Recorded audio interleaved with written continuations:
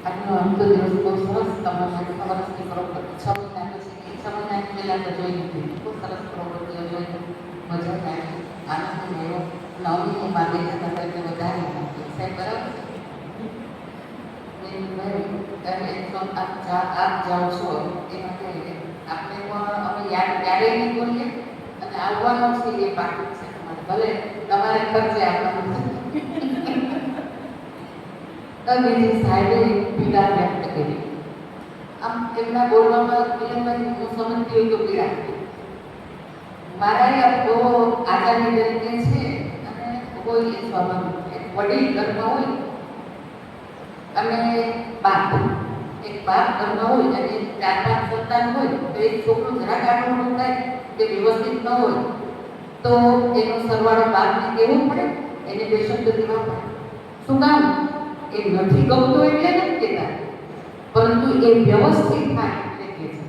મારું ઘર બરાબર રહે એટલે કહે છે, મારો પરિવાર બરાબર રહે છે એટલે કહે છે. તો મને એમ છે કે આપણે તો બધા બહુ જ સમજદાર છીએ અને અન્ય સ્થળો કરતાં એટલા બધા સજ્જન પણ છીએ સાહેબ. મિલનભાઈ તમે વાત જે કરી ને કે પેલા મજૂરની એવી એક મારી સાહેબ ખુદની જ વાત કરીને આજ 79માં હું જોઈન થઈ. હોસ્ટેલ ગુરુકુલમાં જ રહેતી ત્યાં મારે રહેવાનું ગુરુકુલમાં, ખાવું પીવું બધું એટલે ટૂંકમાં ગુરુકુલમાં જ રહેતી હતી.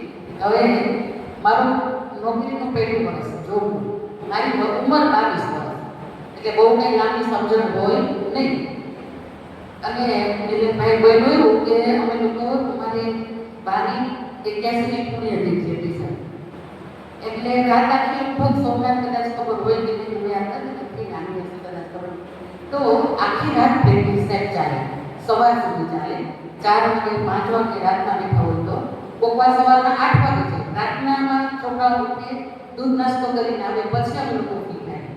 અમે ગાવાના ગ્રુપમાં હતા અને મારું પણ પહેલું વર્ષ નોકરીમાં દીદી સાથે ગયા હોય ગુરુકુલમાં, પણ છોકરા દીકરી તરીકે નહીં, સ્ટુડન્ટમાં એનાથી બહુ ખબર પડે નહીં. એટલે હું 9મી ટુકડી સંભાળી હતી. ટુકડી એટલે અમારા ગ્રુપ હોય છે ટુકડી હોય, 9મી ટુકડી સંભાળી હતી. રાતના લગભગ 2-2 વાગે અમને દેવીએ છોડ્યા કે તમે લોકો ચા પાણી પીવો, ફ્રેશ થઈ આવો, અને પોતે લગભગ જાય નહીં પડતી દિવસે એ રૂમમાં ગયા. એની રૂમની સામે એક્ઝેક્ટ દીદીના રૂમની સામે મોટો મંડપ બાંધ્યો હતો. એના ફોટા હશે, વિડીયો હશે, જોજો કે 79મી સાલ હતી, 1980 વર્ષ. પછી બન્યું એવું કે અમે બધા એને ઠંડક હોય, આપણે માણસના હોય એટલે ઠંડુ વાતાવરણ, એટલે અમે બધા બહાર નાટા કરીને અમે ખૂબ નાસ્તો કરાવે, ખવડાવે, એકદમ મજા કરાવે. રાતના રોકીને ને એટલે બહુ મજા કરાવે. પછી હવે અમે ગાવાનું છે સાથે આવતું હતું. હવે આવતા હતા ને સાહેબ તો ઠંડીનું પ્રમાણ હતું ને 2-4 દીકરીઓ એ કોટી અમારે કાળી કોટી પહેરવાની હોય, તો કાળી કોટી એક છોકરી નહોતી પહેરી, નૈના નામની દીકરીએ નહોતી પહેરી. અને એ અમે બધા ભેગા હતા ત્યારે બરાબર દીદીના રૂમમાંથી ઉતરાય એટલે કે અમે તો અર્થે નમસ્તે કરવા ગયા ત્યારે અમારે છોકરા જેવી કાંઈ સ્ટુડન્ટ યાર હતી, હું ટીચર હતા પહેલું વર્ષ, પણ સ્ટુડન્ટ જેવી છે.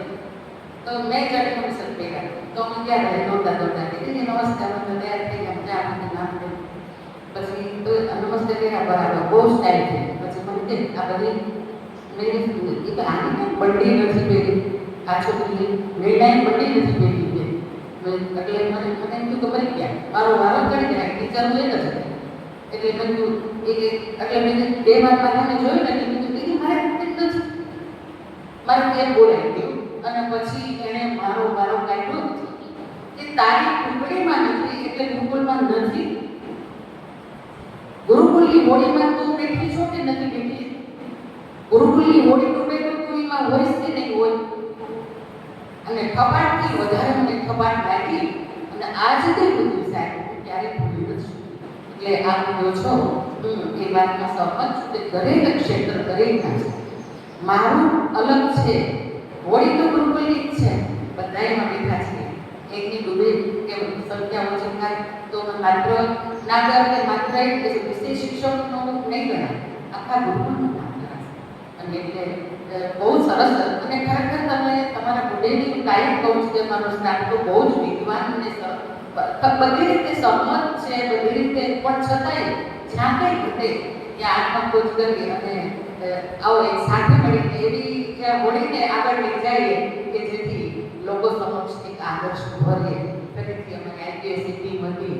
આપ સૌનો આભાર અને કંઈ કહેવાય ગયું તમારું.